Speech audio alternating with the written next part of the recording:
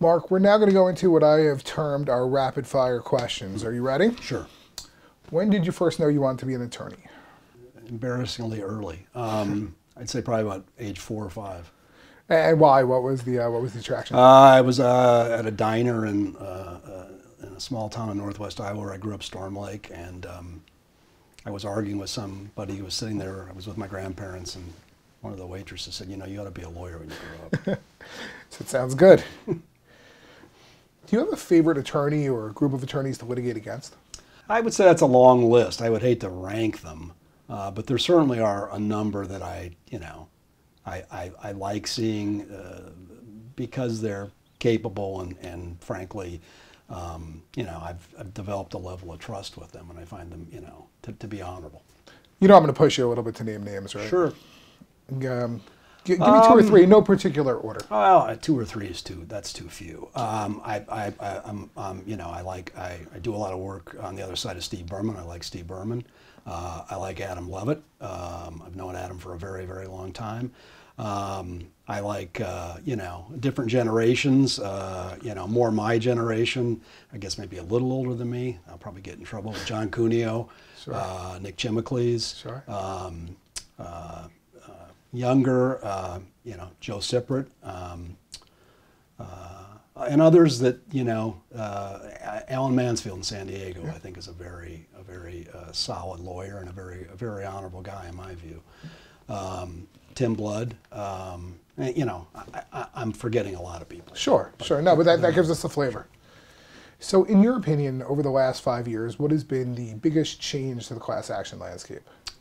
I guess I think I'd still have to say Dukes. I think Dukes and the fallout from Dukes, which at this point probably has played out its course, although maybe not. I don't know. I mean, we still find ourselves going back and looking at Dukes and thinking about what the court intended and how that applies to outside the employment context. I was going to say that, I mean, it seems to me that the applications are fairly limited outside of the employment context. Have you been utilizing it as a tool in consumer cases? We have. I think it's a mistake to think that it's limited to the employment context. I don't really think it is. Okay.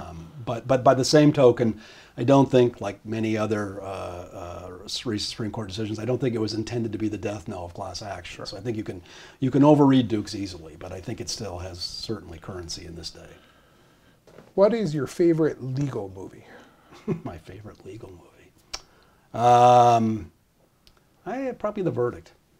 It's a popular answer. Is that right? It is. And your favorite non-legal movie?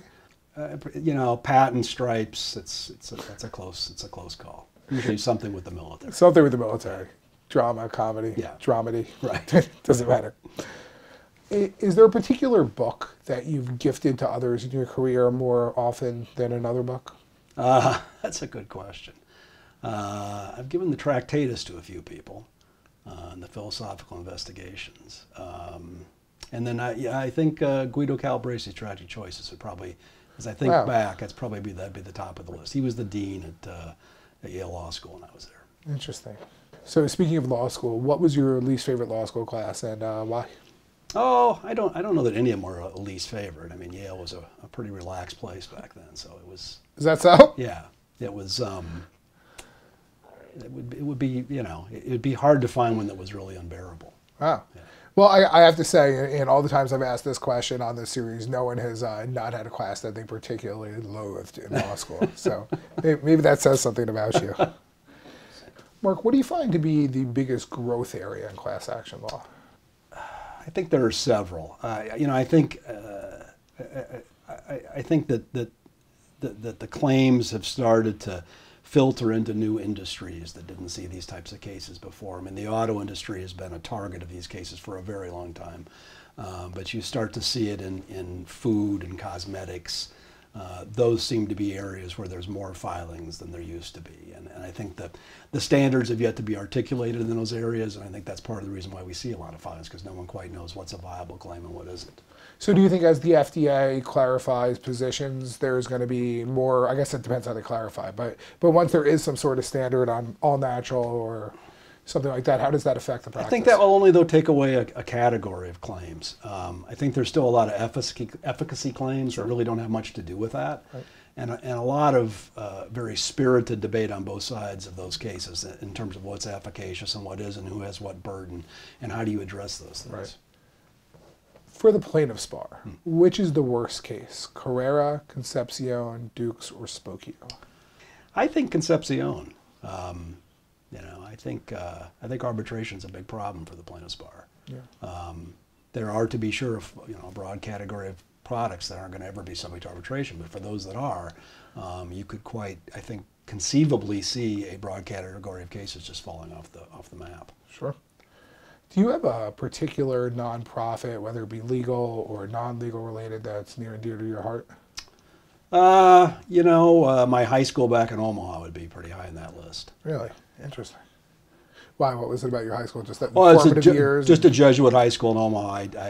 I went there for 2 years.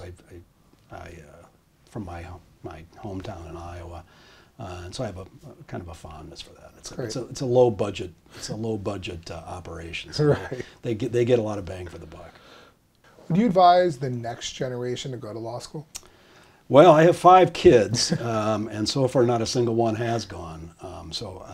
In spite of, I don't know that I've advised them, but apparently whatever standard I've set hasn't been appealing to them. But you know, I think the fact is that this is an industry very much in flux, and so I think particularly for the graduates of the better colleges and universities, I think it's a tough sell to get them to go to law school these days, frankly. I agree. What is the most beautiful courthouse in the United States of America? Oh, wow, that's a tough question. I used to like that Sixth Circuit courthouse in Cincinnati. There's a very nice courthouse in, of all places, Bureau County, Illinois, an old WPA building.